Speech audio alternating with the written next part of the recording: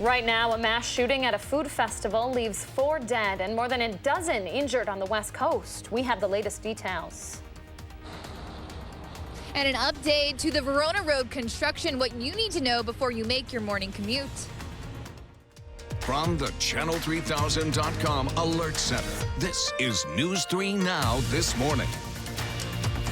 Good morning, folks, and thanks for waking up with us on your Monday. It is July 29th, and we are coming off what ended up being a really beautiful weekend, lovely Sunday evening. It really was. It was a little hot and humid through the weekend. Yeah. I know I was at baseball games all weekend, a little sticky there, but surely a nice night last night. Hard to go to bed. I had to walk for some ice cream last night, and I wasn't the only one. The Union was crazy last night. It's like nobody wanted the weekend to end, of course. You have to take advantage of this kind of weather, especially after that hot streak we just had. That's true, and we have a beautiful forecast coming up this week. When you look out the window this morning, you may not believe me. It does look pretty gray. We've had some pretty heavy rain over the last hour here on the west side of town, and the rain continues for parts of the area. You can see the back edge of this rain, though, is working its way through Madison and Dane County as we speak. The rain has already come to an end for places like Dodgeville and Mineral Point, Platteville, and Prairie du Chien. So we will have a drying trend through the day. Humidity levels will drop as well. Temperatures are right around 70 in most spots this morning, so not a bad start to the day at all temperature-wise. We're going to go up into the low 80s this afternoon. Again, humidity, though, should be lower by later today. Let's get a look at your traffic report. Keep in mind that roads are still likely wet where you are this morning. We are starting to see a few brake lights pop up on the Beltline and Stoughton Road where those two roads intersect, but otherwise no major delays or issues right now. Travel in and around Dane County still going at posted speeds.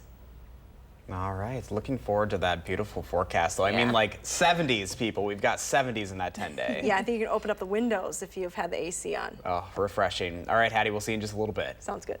So you should expect some traffic delays if you're driving on Verona Road this morning. It's all part of the DOT's major construction project there, and that's where Keely Arthur is live this morning along Verona Road with an update on this timeline. Good morning, Keely.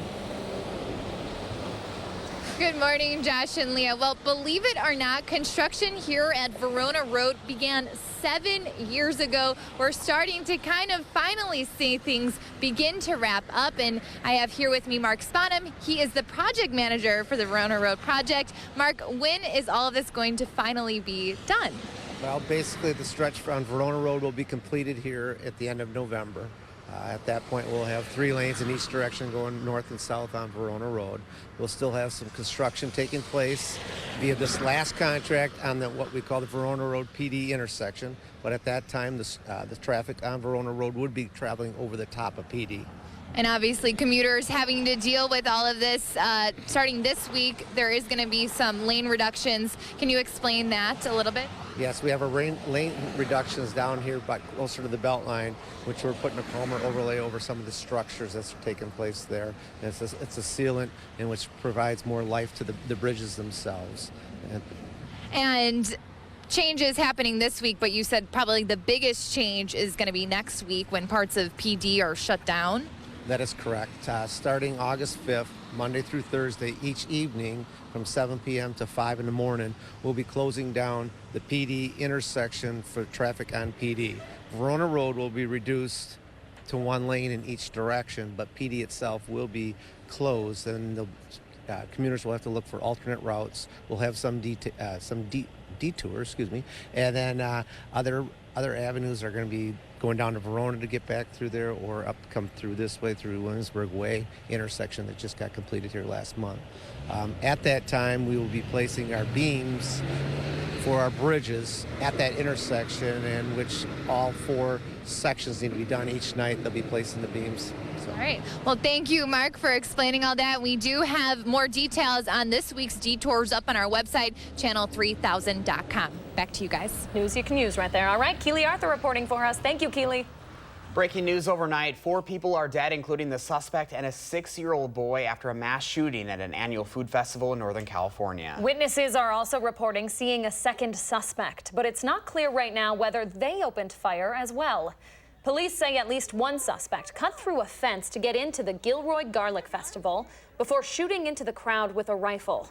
People at that festival say at first they thought it could be fireworks until those shots kept firing. It's kind of like it started and there was a burst and then it kind of stopped for about 5-10 seconds, almost like it was like a reload, and then it just started again. And then after that, there was just so many people running. A band member says he heard someone shout, "Why are you doing this?" and then heard the reply, "Because I'm angry." At least 15 others are injured. Of the 7 sent to the hospital, 5 have been treated and released. Several more were in surgery overnight. Officers are still looking for that possible second suspect this morning. Gun control will most likely be a large topic of debate and conversation at this week's Democratic debates. 2 rounds of debates over 2 days will take place in Detroit and will feature 10 candidates each night. Other topics like immigration and Medicare for all will also be on full display. Right now, national polls show Biden holding on to a favorable lead with an average of 29%, followed by Warren and Sanders at 15% each. Here in Madison, state Democrats are putting together a strategy as they look ahead to how the state could vote in 2020. At their annual summer picnic yesterday, Democratic political leaders like Congressman Mark Pocan and Mayor Satya Rhodes Conway spoke about how Wisconsin will be critical in the upcoming presidential election. Really shows what a path forward could be when other people might be in charge. So we're just trying to celebrate a lot of the really great things that we've passed that'll help the average working family in Wisconsin. The speakers say the Democratic Party was successful in its recent outreach, but more work does need to happen before spring and fall elections. President Trump, by the way, won the state in 2016 by less than 1%. The Republican Party of Dane County will host their picnic on August 18th at Badger Prairie County Park. Lake Delton police are investigating the death of a 7-year-old girl who was hit by a truck over the weekend. The initial investigation shows a 76-year-old man was driving through the camping area of the Jellystone Camp Resort in the township of Delton when he hit a girl in the roadway at the top of the hill. She was pronounced dead at the scene. Officials say speed doesn't seem to be a factor. Names of the victim and driver have not yet been released. Some Janesville families are waking up in hotel rooms this morning after being displaced by a fire. Firefighters say an apartment building on Holiday Drive is a total loss after a fire started on the outside of the building. Firefighters were called there yesterday afternoon and put most of that fire out within about an hour. Thankfully, no residents were injured, and most of those families were able to get back into the building last night to get their belongings. The cause is still under investigation. Sun Prairie police are still looking to identify a suspect who was caught on camera knocking someone out, then stomping on their head. A warning, some of the images we're about to show you could be disturbing. Officers say the two got into an argument outside of a BP gas station last Sunday. The man hit the victim, then stomped on their head once they were down. The suspect left the scene on a hoverboard. The victim had to be taken to the hospital, but has since been released. Jury selection is set for today in the sexual assault trial for a former Badgers football player. Quintez Cephas is facing felony charges of 3rd-degree sexual assault and 2nd-degree sexual assault of an intoxicated victim. Cephas was suspended from the team indefinitely after charges were filed nearly a year ago. He has since officially left the team. Cephas is accused of assaulting 2 women in April of last year while they were intoxicated. He says everything was consensual and has pleaded not guilty. His trial was originally scheduled to begin in February, but was delayed until this week due to late arriving evidence in the case. Volunteers in Missouri are still searching for 2 missing Wisconsin brothers as the case now turns to a death investigation. It's been more than a week since the brothers were last heard from. Justin and Nick Diemel were in Missouri for their cattle business. There is 1 person in custody this morning. Garland Joseph Nelson is facing a count of 1st-degree tampering with a motor vehicle.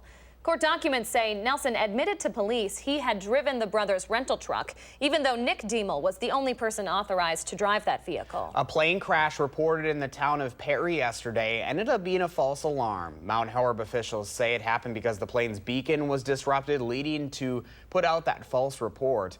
The plane was actually in St. Louis, where it was registered. When officials arrived to where the plane was supposed to have landed, they didn't find anything. We're about a week away now from the moving period affectionately known as Hippie Christmas. Ahead of the chaos that is moving days, the city's offering some tips and reminders on what you can do with all that stuff you might not want to bother moving. The city says more than £1 million of unwanted items from moving days ended up in the landfill last year. To help cut down on that, they're encouraging people to use person-to-person exchanges or to take your stuff to your closest thrift store or a homeless shelter. The city will be making garbage pickups for those move-in days through the middle of August. All right, 6:09 is your time this morning. The CrossFit Games are back in Madison this week, and to figure out what's behind all of the hype, we decided to give the workout a try. Oh boy. Check out how we did and how you can learn a little something for yourself. That's coming up after the break. You're not going to want to miss that, folks. A little soggy out there this morning, but that shouldn't last too long. Hetty has the latest updates on a sunny forecast ahead. That's when News 3 Now this morning returns. This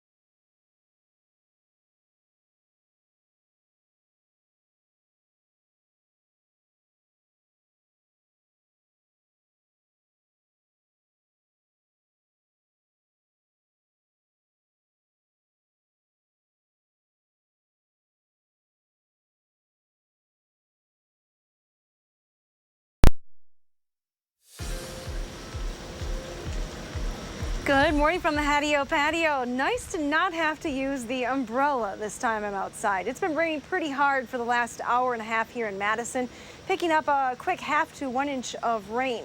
The 24-hour precipitation estimates across the area, again, we're obviously still adding to these numbers from Madison and points to the east. But west of town, there were some spots that picked up over 1 inch of rain with those showers and thunderstorms overnight. Now this morning, you can see the back edge of the rain is working through the area pretty quickly. So already starting to dry out here in Madison. Likely some pretty heavy rain though right now in between Monroe and Janesville, and it is tracking eastward. So be prepared for that.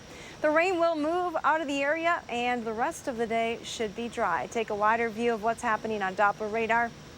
Drier air is working its way in from the north, and that will actually cause the clouds to clear out a little bit as we head towards the afternoon. The view from the Edgewater Skycam is still pretty gray this morning. We have cloudy skies here in Madison and across most of southern Wisconsin. Temperatures are near 70 degrees. In fact, it's 71 here in Madison, 69 in Watertown, 68 in the Dells, still 70 in Janesville and Mineral Point. Dew points are pretty high. It feels very muggy outside right now with dew points in the mid to upper 60s. They will be slowly dropping through the day. Slow is the key word, but at least they're going in the right direction. Should feel much more comfortable by this evening. Your future track wind speeds this morning, a southwesterly wind will be replaced with a northwesterly wind later on this afternoon. Let's put this map into motion, and you can see already by lunchtime a cold front working its way through the area. It's behind that front that will have northwesterly winds, and much more comfortable conditions. Those winds will stay anywhere from 8 to 15 miles per hour. Future Track Forecast model has a pretty good handle on the rain this morning, taking it out of the area for most locations by lunchtime. It's trying to work a few light showers back in this afternoon, but I think we'll stay dry with partly to mostly sunny skies. Temperatures will drop back to very comfortable levels overnight. We'll start out tomorrow morning in the upper 50s after topping at 82 today. Take a look at that extended forecast. It really doesn't get any better than that. We have highs in the mid 70s on Tuesday with partly sunny skies, upper 70s Wednesday, and then into the low 80s for Thursday and Friday. Overall, a pretty quiet week with our next chance for rain holding off until Sunday. So enjoy this nice stretch of weather once again. Let's get a look at your first alert traffic maps this morning. Josh Tim has all the details. Good morning, Josh. Yeah, we are dealing with wet roads here in the Madison area, but so far it's not causing any issues on the Beltline. Things are moving close to the posted speeds in both directions. Other roads here in Dane County not looking too bad either. Just plan on a few minutes extra on Verona Road as you approach the Highway PD intersection from the north end southbound lanes. Nothing to slow you down downtown around the Capitol and on campus. Volume not an issue at this point. And other main routes heading into Madison still moving along at the posted speeds with no major crashes or delays.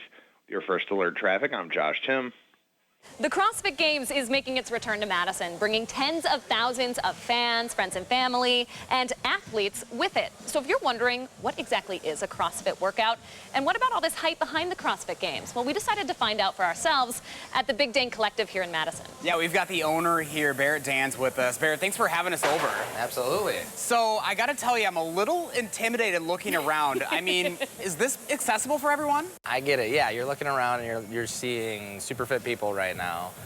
To put things in reference, those are actually people in town for the CrossFit Games who are literally going to compete. So Cool. Those are the top of the top. But yes, is it accessible? Absolutely. We start everybody here at the Big Dane Collective in a personal training setting. So everybody starts one-on-one with a coach, no matter what their background is. It's more individualized per you and your coach, and we're able to create that relationship and that program in the long term because we're in that one-on-one setting.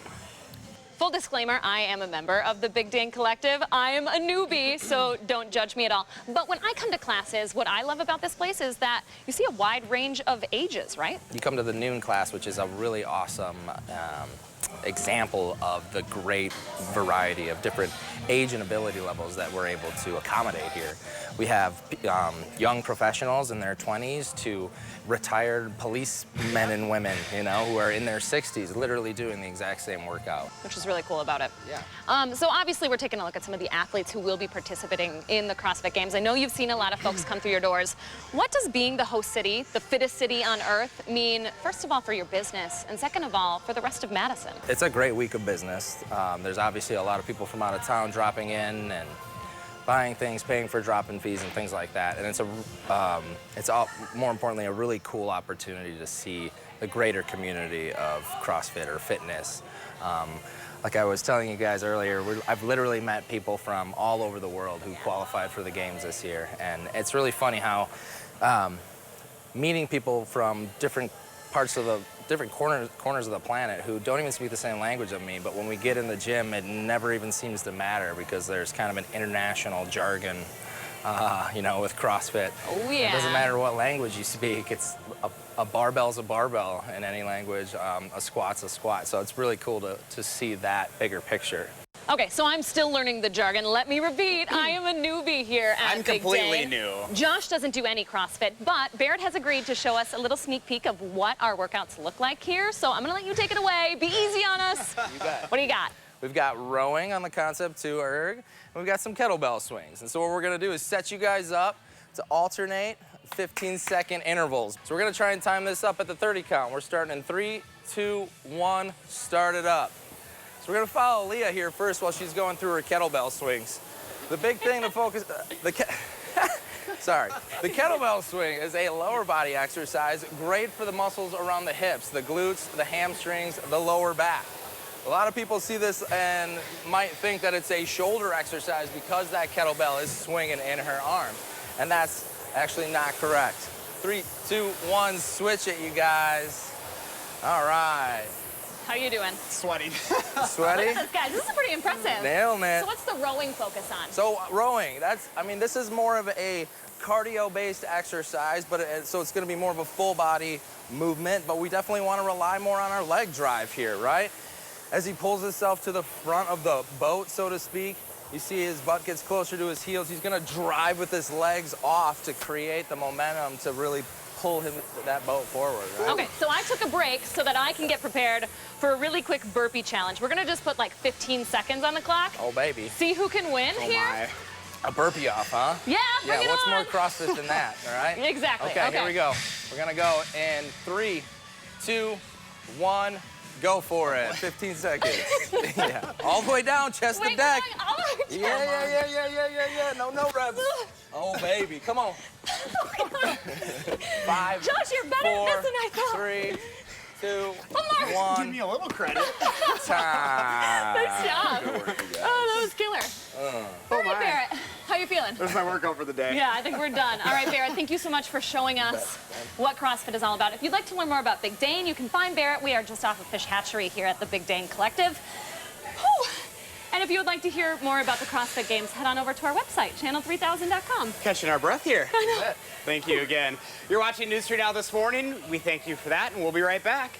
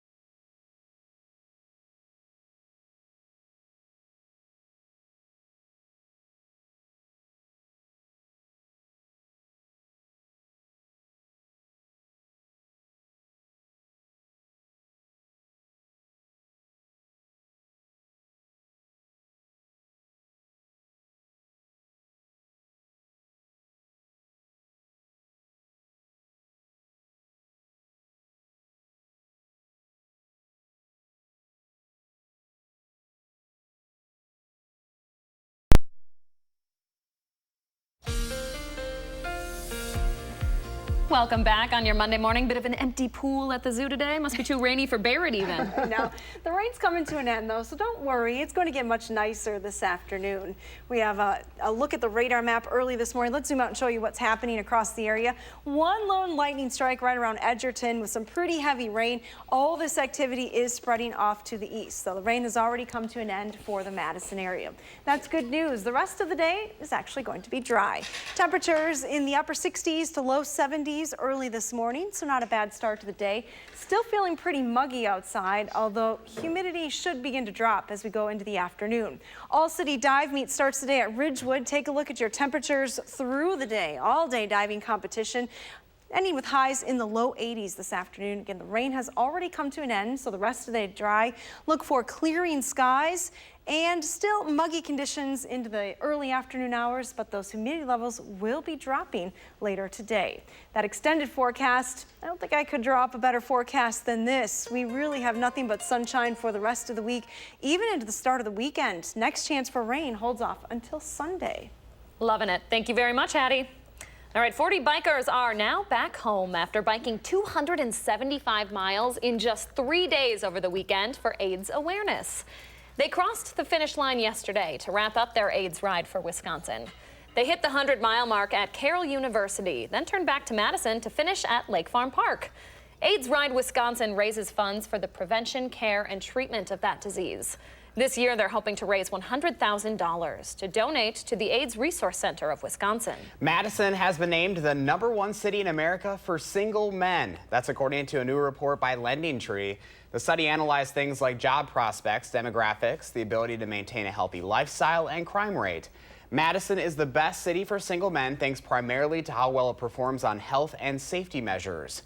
Earlier this year, you may remember it also took the top spot of the best cities for single women, coming in right under Madison, Hartford, Connecticut, and Albany, New York. So we asked the newsroom this morning how they feel about this study, and it was a little mixed. It was mixed. I think it's a lovely city to live in, regardless of whether you're single or taken. Well, and I think a lot of younger people are moving here to the city as well, so I think that's why it probably makes it a better spot when you're single. But low crime rates, great for families too. Settle on down, live here forever. For everybody. Yes. Madison, it's for everyone. Very true.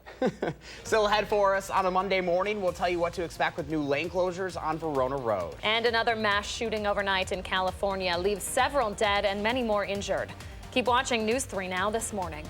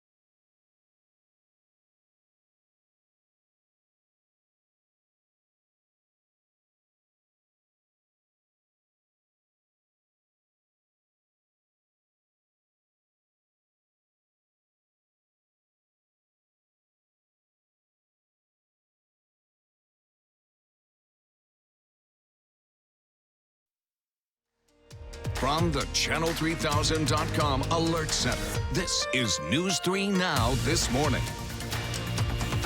Good morning, Wisconsin, and thanks for waking up with us on a Monday morning. It is July 29th, coming off of a very beautiful weekend in Wisconsin. Oh, yeah, all thanks to Miss Hattie McLean and your beautiful forecast. Yeah, and if you didn't like the heat, that's going to leave this week, and the humidity as well. With this rain along a cold front, it should be much more comfortable this week. 70s, I'm hearing? We do have some 70s in the forecast. Wow. And not Spoiler overnight alert. lows.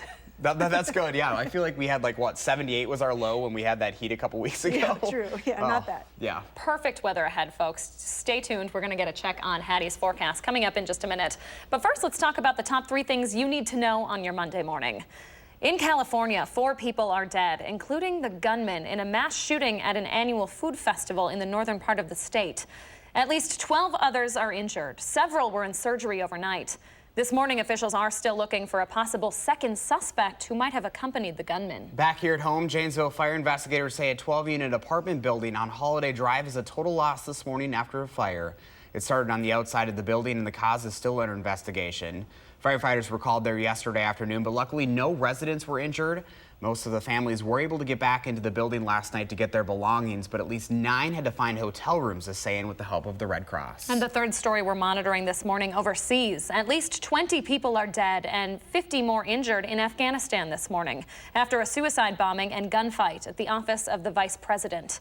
He was injured in that attack. The Interior Ministry says Afghan forces killed 3 militants who went into the 4-story office after a suicide bomber blew himself up during rush hour. More than 150 civilians were rescued during that 6-hour-long operation. Coming up on 6:32, those are the top 3 things you need to know. And Hattie's here now with your weather and traffic. Good morning, Hads. Good morning, Josh and Leah. A cloudy start to the day and wet in some locations as well. Take a look at the radar map this morning. Been watching these showers and isolated thunderstorms pushing through southern Wisconsin. Seeing a few lightning strikes now near the Evansville area with some pretty heavy rain. It will continue to track to the south and east, so Janesville's likely going to see this rain shortly. The rain has come to an end here in Madison. Things will dry out today.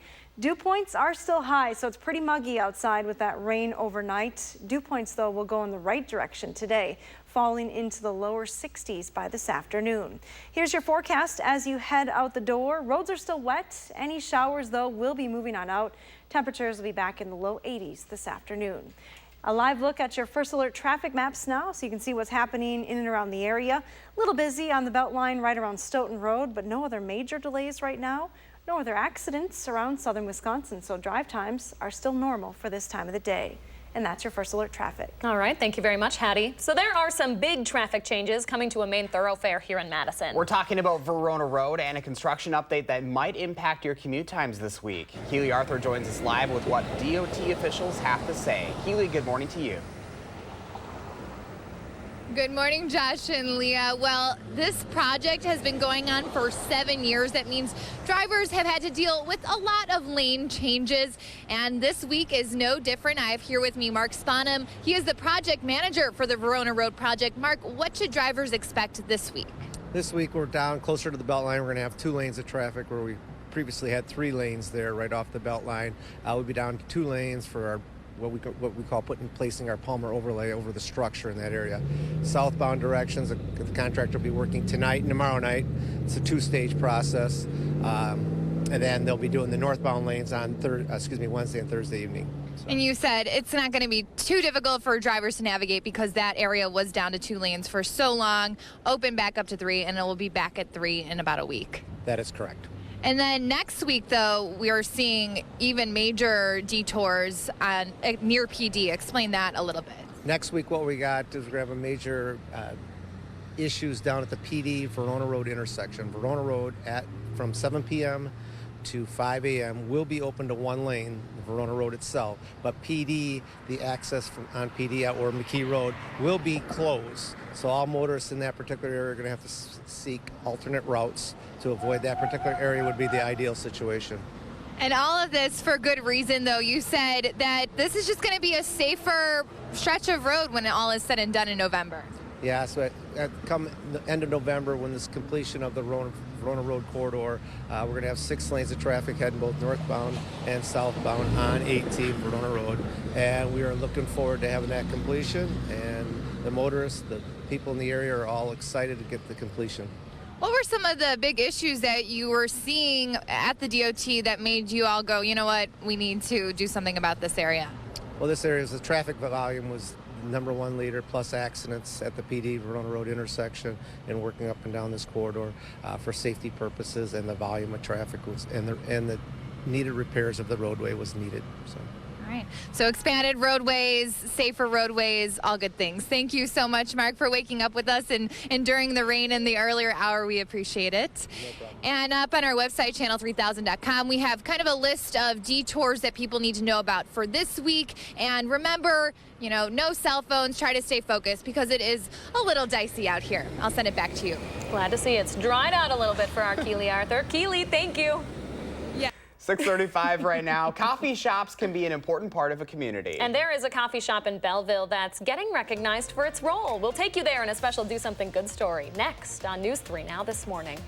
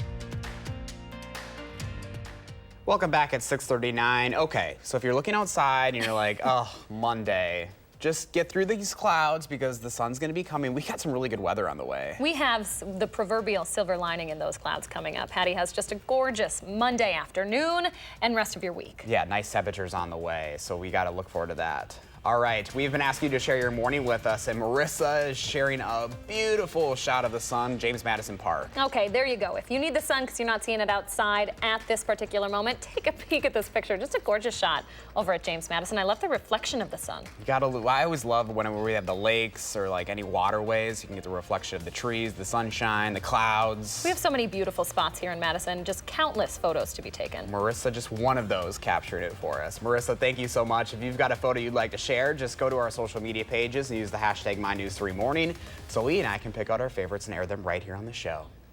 One of Madison's historic philanthropic organizations is celebrating its 130th birthday with the community it's helped build. Attic Angel Association is an all-women organization founded in 1889. It helped build key parts of Madison, including the city's first hospital. They focus on helping the elderly community and children in our area, especially in high-stress or traumatic environments. Their birthday celebration over the weekend doubled as a fundraiser and will give donations to the Playing Field, an early childhood program for families from all socioeconomic backgrounds. Our name, the Playing Field, actually kind of has two meanings. Obviously, we want to level the playing field, but also we're committed to the rights of children to play. Play is important for all children, but it's especially important for children from high stress, high poverty situations because they're often denied those opportunities. The donations will help rebuild and expand the Playing Field's playground, which crew says has been ruined by water damage. If you'd like to donate, a link can be found on our website, channel3000.com. So there's nothing quite like a good cup of coffee and conversation to go along with it. Oh yeah, there's a new place in downtown Belleville that is providing that and so much more. This is the Lingonberry Llama Cafe on Main Street. While it's only been open for 9 months, it's already become a community center of sorts for village residents. The owner, John Cleveland, couldn't be more thrilled. You look out these front windows in the morning before as the town wakes up, and you know that you're going to be part of these people just sort of out walking their dogs, out for a jog, and they'll be in later on that day, and you'll know them by name. Any coffee shop named after a llama is a favorite of mine. I love llamas. That's really cute. All right, in a special Do Something Good story, Charlotte DeLeste is going to tell us how this small business is getting some big recognition. You're not going to want to miss that story. They're always so lovely. That's on tonight on News 3 Now at 10. And those local coffee shops, those are always the best places to go because you have the friendliest people and just like some of the best food, and it's just like shop local. People helping people, and Charlotte also always finds just lovely stories in her Do Something Good pieces. Looking forward to seeing that. All right, 6:42 right now. A little bit of a wet start to the week, but it is not going to stay that way, we promise. Hattie's got an updated look at the extended forecast coming up, and we can't find Barrett this morning. Barrett must be snoozing. You know, it's not quite the pool day this morning. Maybe that's what it is. He'll be out this afternoon, There though. you go. You better believe it. But first, it is July 29th. We want to say happy birthday to my cousin Frankie. Look at that cutie. Oh. Bo, and all the kids turning 3 today. Thanks for celebrating with us here on News 3 Now this morning. Frankie saved me some cake. Love it.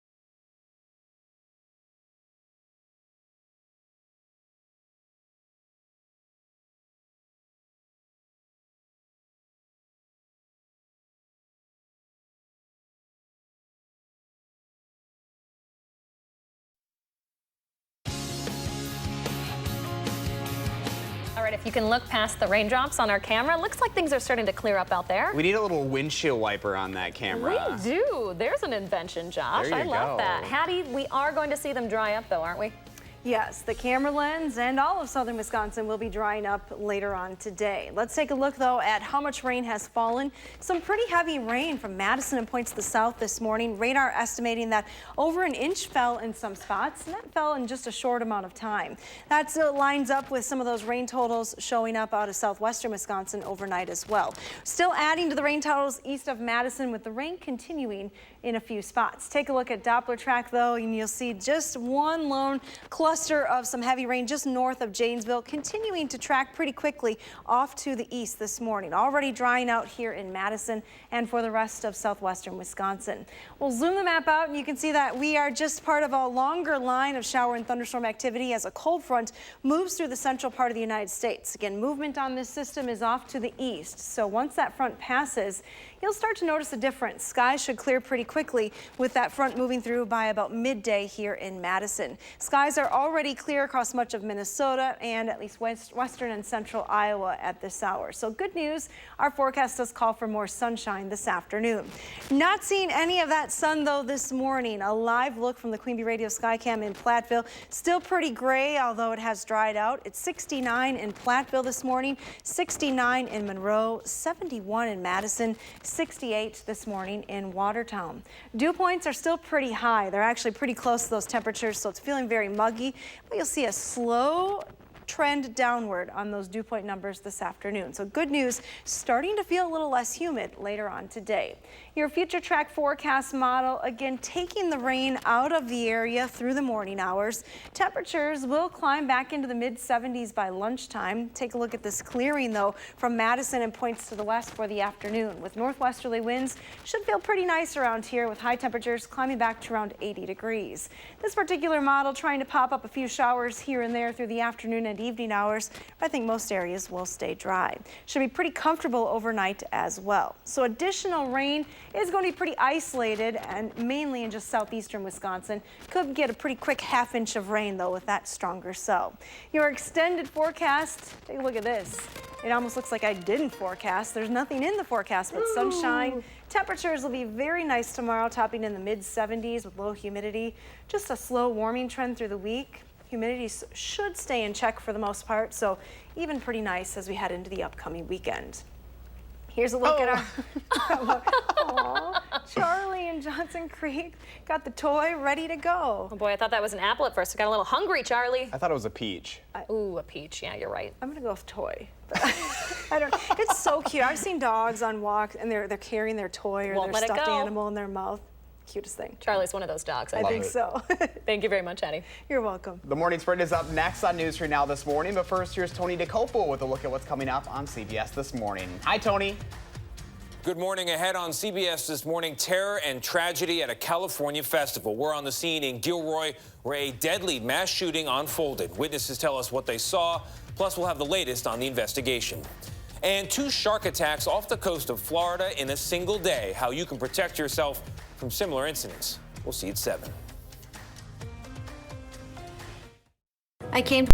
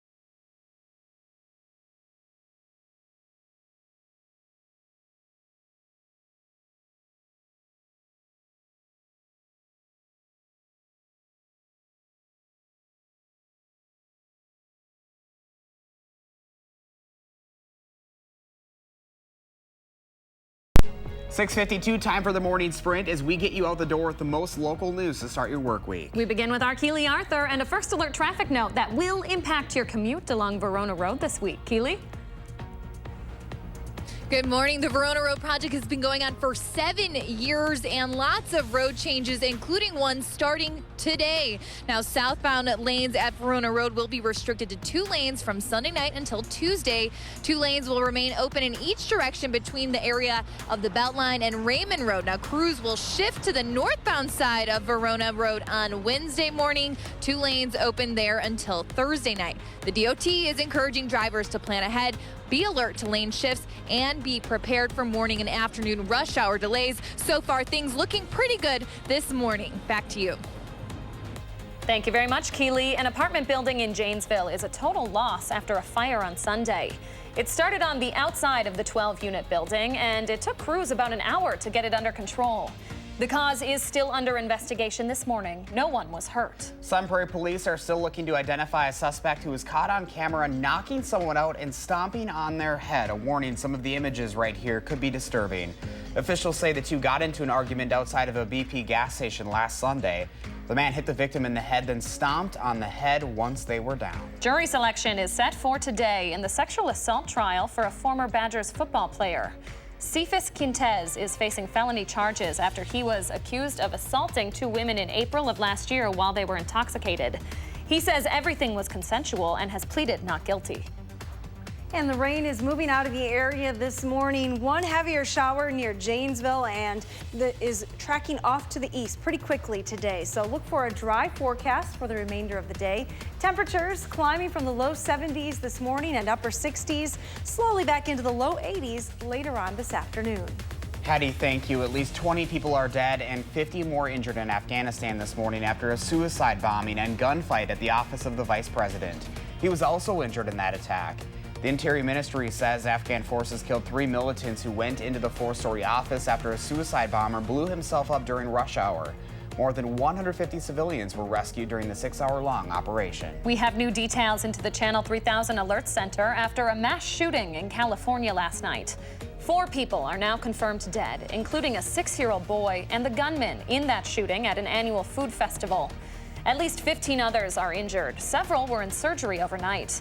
This morning, officials are still looking for a possible second suspect who might have accompanied the gunman. Lake Delton police are investigating the death of a 7-year-old girl who was hit by a truck over the weekend.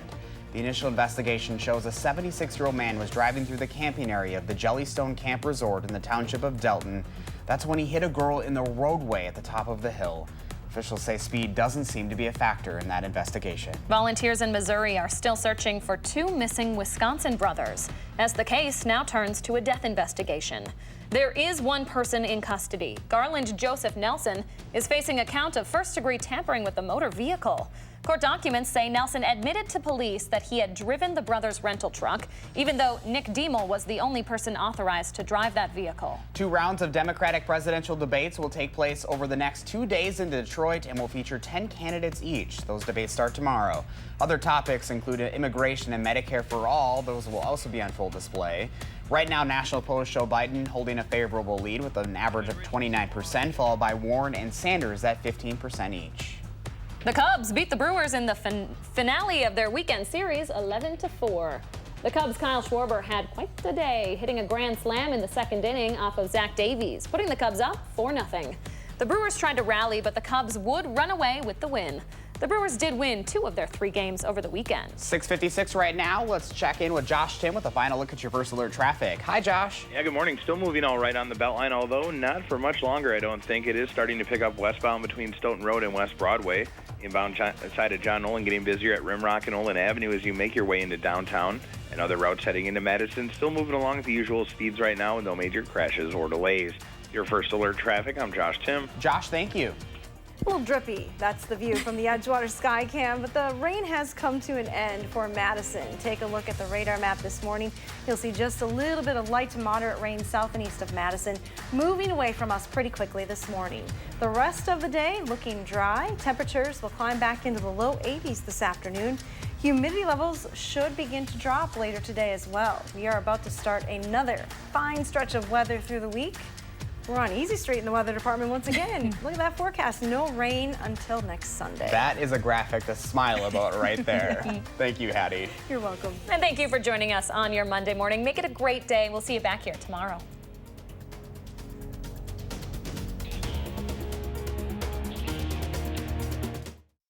Out with